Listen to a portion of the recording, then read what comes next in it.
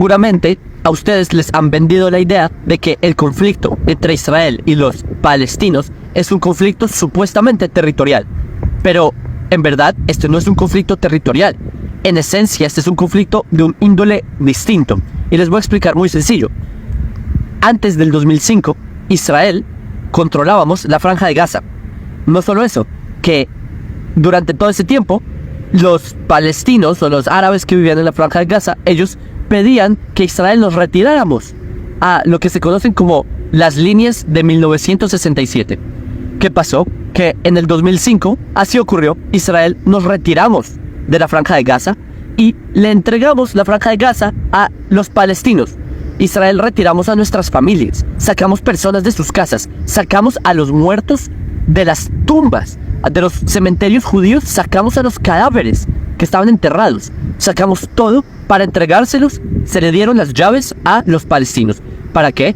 En esa época, en el 2005, se creía que los palestinos por fin, ya que se cumplió lo que ellos tanto pedían, que Israel se retirara a las líneas de 1967, que son las guerras de los 6 días, que si nos retirábamos del territorio, ellos iban a crear un país, el Singapur de Medio Oriente, un Mónaco, un país que iba a tener éxito en Medio Oriente. ¿Y por qué? Porque Gaza era una zona en donde había una economía muy buena que alimentaba a Israel, exportaban afuera de Israel.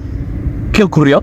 Que los gazatíes, los árabes que estaban en Gaza, cuando entraron, que a propósito, empezaron a venir árabes de Egipto, que entraron por el sur, por Rafah, empezaron a simplemente a tomar, empezaron a quemar las estructuras que Israel les dejó. Los, ¿cómo se dice? Sinagogas, empezaron a quemar todo, los invernaderos para cultivar, que Israel les dejó los invernaderos para que tengan una economía, los quemaron. ¿Y qué pasó? Que hicieron elecciones para definir quién iba a ser el gobierno en Gaza. ¿A quién eligieron? A Hamas, a una organización terrorista. Desde ese momento, hace 18 años, desde el 2005 hasta hoy, solo ha habido terror en Gaza. Ellos no crearon ningún país, han recibido miles de millones de dólares desde entonces. ¿Y dónde está ese dinero? En destrucción, en cohetes, en tratar de matar a nuestra gente. Y Israel hicimos lo que ellos pedían, que era retirarnos de la Franja de Gaza. Y ellos no crearon un país, y ellos no crearon ese Singapur y todo ese cuento que trataron de vender en Occidente y en la ONU y en los medios. Dije, no, para que el conflicto se acabe, Israel se tiene que retirar del territorio y que creen un estado palestino. Nada de eso pasó. No ocurrió. Tampoco ocurrió en el sur del Líbano cuando Israel se retiró. No, en ninguno de los casos ha ocurrido. Entonces, otro dato curioso.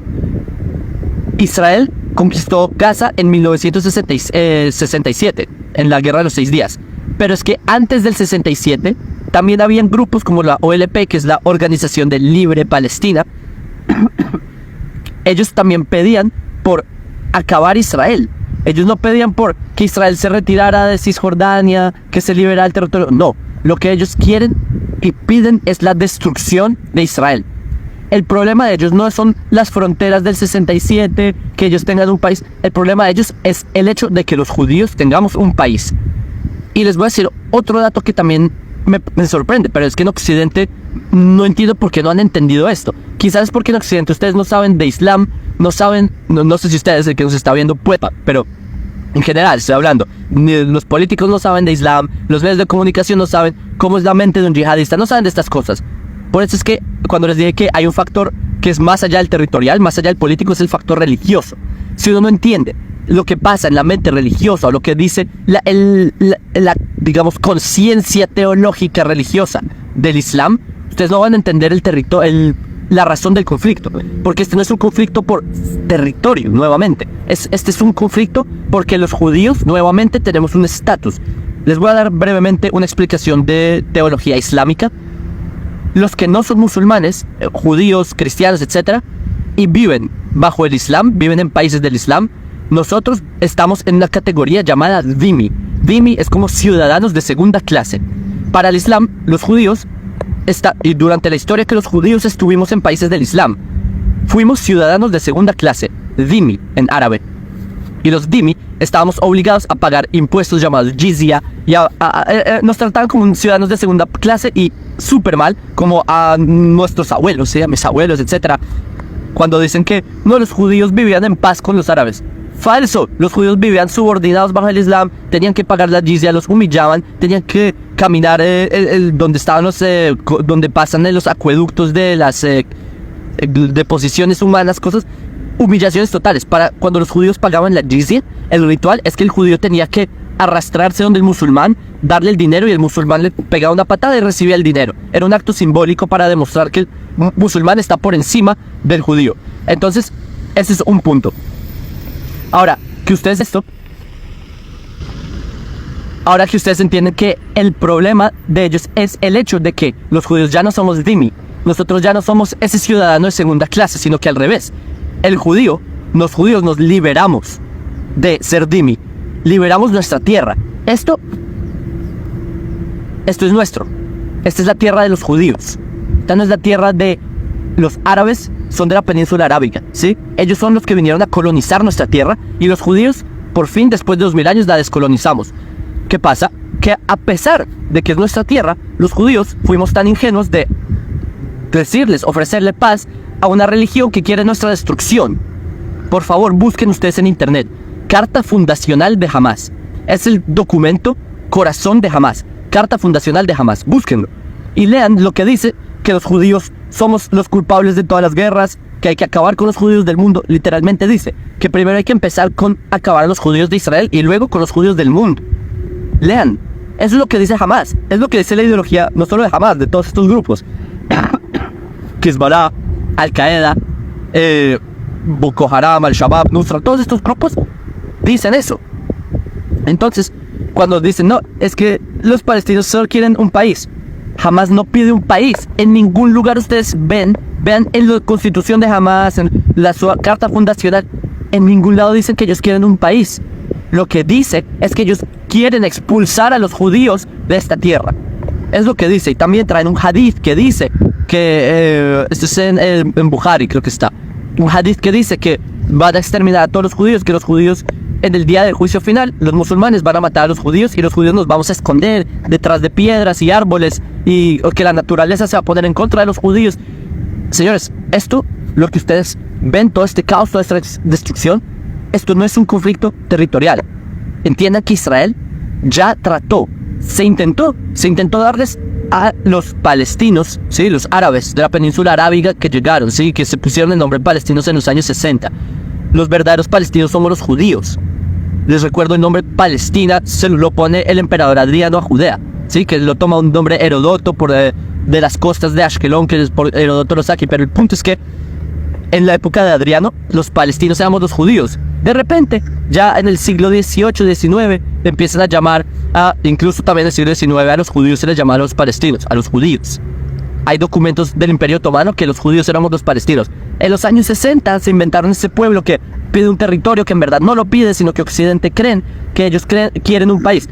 Ustedes, en Occidente, tienen que entender que este no es un conflicto por territorio. Este es un conflicto por si Israel existe o no existe. Y nosotros vamos a hacernos y asegurarnos que Israel va a existir para siempre.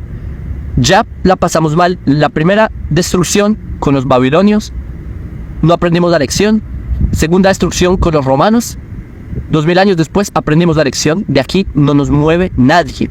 No nos mueve ni Hamás, ni Irán, ni ningún enemigo. Y quiero decir un último mensaje para mis amigos judíos en la diáspora. Todos los que nos miran en nuestro canal que son judíos. El antisemitismo o la judiofobia y los ataques contra judíos se han incrementado mucho en todo el mundo. En Estados Unidos, en los campuses universitarios, en Rusia hubo un pogrom en un aeropuerto y fueron literalmente a matar israelíes que llegaron a un aeropuerto. Literalmente hay una grabación entrevistando a un niño y le preguntan por qué viniste acá. Un niño ruso, sí, que musulmán que vino al aeropuerto a matar judíos. Le preguntan al niño a qué viniste. No, a degollar judíos. Y muestra, en su mochila tiene un cuchillo. Y dice, no, vine a degollar judíos. Un niño. En Rusia. ¿Qué está pasando en Europa? Están quemando sinagogas. En Latinoamérica, grafiteando sinagogas. Nicaragua, ¿qué pasó? Un cementerio judío. Lo llenaron de esvásticas, destruyeron lápidas. Se están metiendo con los muertos judíos. Francia, amenazas bomba a escuela. España, en todo lado. El odio a los judíos está en todo el mundo. Entonces cuando vienen estos locos a decirme, no, la solución es que los judíos que vivimos en Israel que se vayan. ¿A dónde nos vamos? ¿A España? ¿A que nos pongan una bomba en la sinagoga? ¿A Estados Unidos? ¿A que nos empiecen a lo que están haciendo en Estados Unidos en este momento? ¿A dónde vamos? ¿A Rusia? ¿Que nos hagan un pogrom en el aeropuerto? Los judíos solo tenemos una tierra. Esto. Dice, hay una canción, Elia de Tzahevet, no tengo otra tierra. Esta tierra es la nuestra. No nos vamos de aquí. Así no les guste a ellos. Así nos critiquen porque ya nosotros los judíos ya sabemos qué es no tener un país. Ya vimos las consecuencias de no haber tenido un ejército hace 80 años, cuando los nazis, los alemanes, los europeos, los occidentales nos estaban masacrando en campos de concentración. Ya sabemos qué es y aprendimos la lección. No gracias. Preferimos un ejército, defendernos, que no se metan con nosotros. Y si al mundo no le gusta y prefieren criticarnos porque Israel nos defendemos del terror islámico a cada vuelta, pues critíquenos, porque yo prefiero a un Israel criticado por el mundo, que todos nos critiquen por defendernos. Yo prefiero eso a un Auschwitz, a un campo de exterminio nazi, donde todo el mundo callado, de brazos cruzados. Prefiero un Israel criticado a un Auschwitz, donde todo el mundo está contento. Entonces, nada, a pesar de eso, yo sé que muchos aquí nos acompañan, muchas personas que apoyan a Israel, ustedes que siguen filosofía judía, que comparten nuestro contenido, que apoyan, que contribuyen, que toman parte. Yo sé que también, a pesar de que hay muchas críticas, a pesar de que hay muchas personas que no están contentas con la existencia de Israel, hay personas buenas como muchos de ustedes que ven nuestra página. A nuestra página también nos ven haters, que también ustedes, acompáñenos. Pero en todo caso, los que toman parte con filosofía judía, y yo veo sus mensajes, si puedo, cuando puedo, leo, y en verdad, yo siento la fuerza. Ustedes me han escrito de todo el mundo que hacen rezos por nosotros, salmos, tefilot. Entonces eso lo apreciamos. Ustedes en verdad los llevamos con nosotros y por eso el bien va a triunfar. Porque como dice una frase que usted la dijo, creo que el Rebbe Lubavitch, bendita sea su memoria, que aunque haya mucha oscuridad, una pequeña luz logra quitar toda esa oscuridad. Y nosotros, ustedes, junto con nosotros, somos esa luz. Bezrat Hashem, que triunfemos, el bien va a triunfar sobre el mal y que solo sean alegrías para nosotros, para ustedes y que pronto haya paz en Israel y en todo el mundo.